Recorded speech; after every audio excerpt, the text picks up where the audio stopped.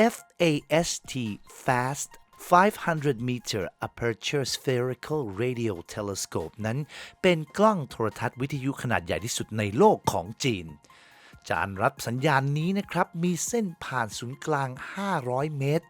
หรือมีขนาดใหญ่เทียบเท่ากับสนามฟุตบอล30สนามตั้งอยู่ในอำเภอผิงถังในเขตปกครองตนเองเฉียนหนานมณฑลกุ้ยโจวในเผิงป๋อเฉิงนักวิจัยหอดูดาวแห่งชาติจีนกล่าวว่าการท่องเที่ยวตามสถานที่ทางวิทยาศาสตร์นั้นได้รับความนิยมจากทั่วโลกมานานแล้วเช่นหอดูดาวอาเรซิโบในเปอร์โตริโกซึ่งอาริซิโบนั้นมีเส้นผ่านศูนย์กลางยาว305เมตรและได้ต้อนรับนักท่องเที่ยวปีละประมาณ 130,000 คน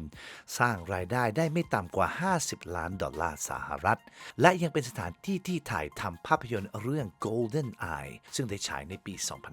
2538 และเรื่อง Contact ซึ่งออกฉายในปี 2540 การเข้าชมหอดูดาว FAST หรือ FAST นะครับนักท่องเที่ยวนั้นต้องปฏิบัติตามกฎระเบียบของสถานที่อย่างเคร่งครัด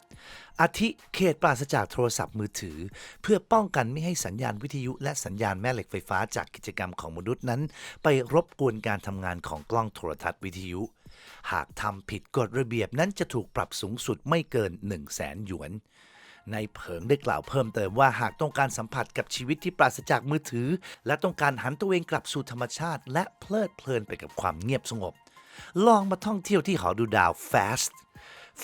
เป็นอุปกรณ์ทางดาราศาสตร์ใช้บันทึกและวัดสัญญาณคลื่นวิทยุจากวัตถุท้องฟ้าและอวกาศที่ตามนุษย์นั้นไม่สามารถมองเห็นได้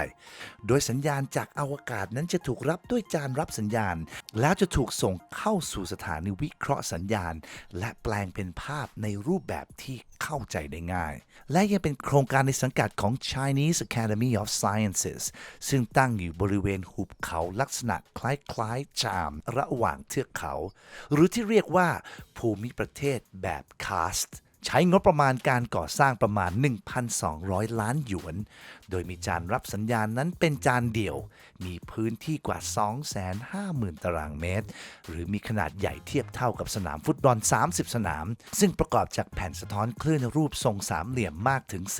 4,450 ชิ้นมีเส้นผ่าศูนย์กลางประมาณ500เมตรแซงหน้าแชมป์เก่าอย่างกล้องโทรทัศน์อาริซิโบในเปอร์โตริโกซึ่งมีขนาดเส้นผ่าศูนย์กลางที่305เมตรและกลายเป็นกล้องโทรทัศน์แบบจานเดี่ยวที่ใหญ่ที่สุดในโลกจุดเด่นของ FAST นั้นอยู่ที่จานรับสัญญาณที่มีขนาดใหญ่และแผ่นสะท้อนคลื่นรูปทรงสามเหลี่ยมซึ่งแต่ละแผ่นนั้นก็จะสามารถปรับมุมให้ได้องศาการรับคลื่นที่มีความละเอียดในระดับ1มิลลิเมตรเพื่อให้สามารถรับสัญญาณจากมุมที่แตกต่างกันโดยนักวิทยาศาสตร์คาดว่า FAST จะสามารถจับสัญญาณคลื่นวิทยุที่มีต้นกำเนิดได้ไกลถึง